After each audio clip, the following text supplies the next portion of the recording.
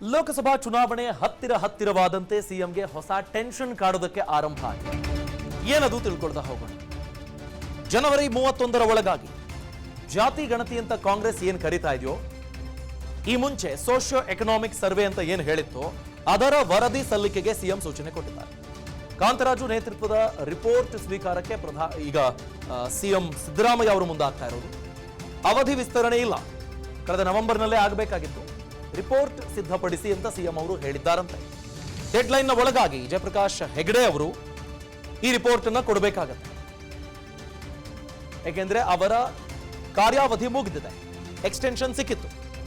ಆ ಕುರಿತ ಎಕ್ಸ್ಕ್ಲೂಸಿವ್ ಮಾಹಿತಿಯನ್ನ ವಿಸ್ತಾರ ನ್ಯೂಸ್ ತಂಡ ನಿಮಗಾಗಿ ತರ್ತಾ ಇದೆ. ಜನವರಿ 31ರ ಒಳಗಾಗಿ ರಿಪೋರ್ಟ್ ಕೊಟ್ಟು ನಿರ್ಗಮಿಸಬೇಕು ಅನ್ನೋ ಸೂಚನೆ ಜಯಪ್ರಕಾಶ್ ಹೆಗಡೆ ಅವರಿಗೆ ಈಗಾಗಲೇ ಹೋಗಿದೆ. ಹಾಗಾದ್ರೆ ಎಕ್ಸ್ಟೆನ್ಷನ್ ಕೇಳ್ತಾ ಇದ್ದಾರೆ ಅಂದಮೇಲೆ ರಿಪೋರ್ಟ್ ಕಂಪ್ಲೀಟ್ ತಯಾರಿಲ್ವಾ ಅನ್ನೋ ಪ್ರಶ್ನೆ ಕಾಡುತ್ತೆ. ಜನವರಿ 31ರ ಒಳಗಾಗೆ ಕೊಡಬೇಕು ಅಂತ ತರಾತುರಿಯಾಗಿ ರಿಪೋರ್ಟ್ ಕೊಡಬೇಕು ಅಂತ ಸಿಎಂ ಅವರು ಸೂಚನೆ ಕೊಟ್ಟಿರೋದು ಯಾಕಾಗಿ? ಹೈಕಮಾಂಡ್ ಸೂಚನೆಗೆ ಕಟ್ಟು ಬಿದ್ದು ಬಿಟ್ರ ಸಿಎಂ ಸಿದ್ದರಾಮಯ್ಯ?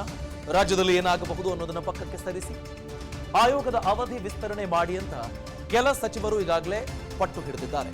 ಸಿಎಂ ಸಿದ್ದರಾಮಯ್ಯ ಅವರಿಗೆ ಪ್ರಬಲ ಸಮುದಾಯಗಳ ಸಚಿವರು ಸಲಹೆಯನ್ನ ಕೊಟ್ಟಿರುವುದು. ಆದರೆ ಅಹಿಂದ ಟೀಮ್ ಸಚಿವರು ಜಾತಿ ಗಣತಿ ವರದಿ ಸ್ವೀಕಾರಕ್ಕೆ ಪಟ್ಟು ಹಿಡಿದಿದ್ದಾರೆ, ಒತ್ತಾಯವನ್ನು ಮಾಡ್ತಾ ಇದ್ದಾರೆ.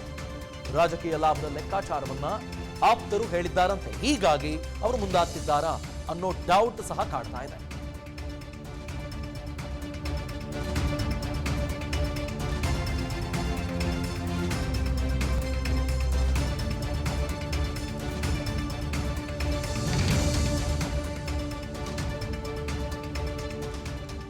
ಈ ಬಗ್ಗೆ ಡೀಟೇಲ್ಸ್ ಪಡ್ಕೊಳ್ಳೋಣ. ನಮ್ಮ political bureau head Maruti Pavagada ನೇರ ಸಂಪರ್ಕದಲ್ಲಿ ಜಾಯಿನ್ ಆಗ್ತಿದ್ದಾರೆ. ಮಾರುತಿ, ಈಗ ಅಹಿಂದ ಸಚಿವರು ಒತ್ತಡವನ್ನು ಹಾಕ್ತಿದ್ದಾರೆ ಅನ್ನೋದನ್ನ ಗಮನಿಸೋದೇ ಆದ್ರೆ ಪ್ರಬಲ ಸಮುದಾಯಗಳ ವಿರೋಧ ಎದುರಾದ್ರೂ ಪರವಾಗಿಲ್ಲ ಅಂತ ಸಿಎಂ ಅವರು ಪಟ್ಟು ಹಿಡಿತಿದ್ದಾರೆ. ಹೀಗಾಗಿನೇ ಡೆಡ್ಲೈನ್ ವಿಸ್ತರಣೆಗೆ ಅವರು ಮುಂದಾಗ್ತಾ ಇಲ್ವಾ ಮಾರುತಿ?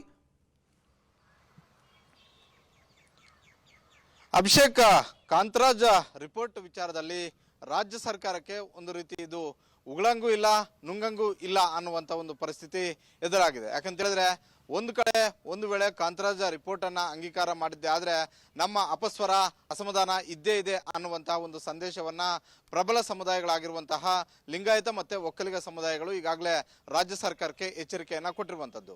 ಕೇವಲ ಹೊರಗಡೆ ಅಷ್ಟೇ ಈ ಮಾತುಗಳು ಕೇಳಬರ್ತಾ ಇಲ್ಲ. ಮುಖ್ಯಮಂತ್ರಿ ಸಿದ್ದರಾಮಯ್ಯ ಅವರ ನೇತೃತ್ವದಲ್ಲಿರುವಂತಹ ಅವರ ಸಂಪುಟದ ಸಹೋದ್ಯೋಗಿಗಳೇ ಇದಕ್ಕೆ ಅಪಸ್ವರವನ್ನ ಎತ್ತಿರುವಂತದ್ದು.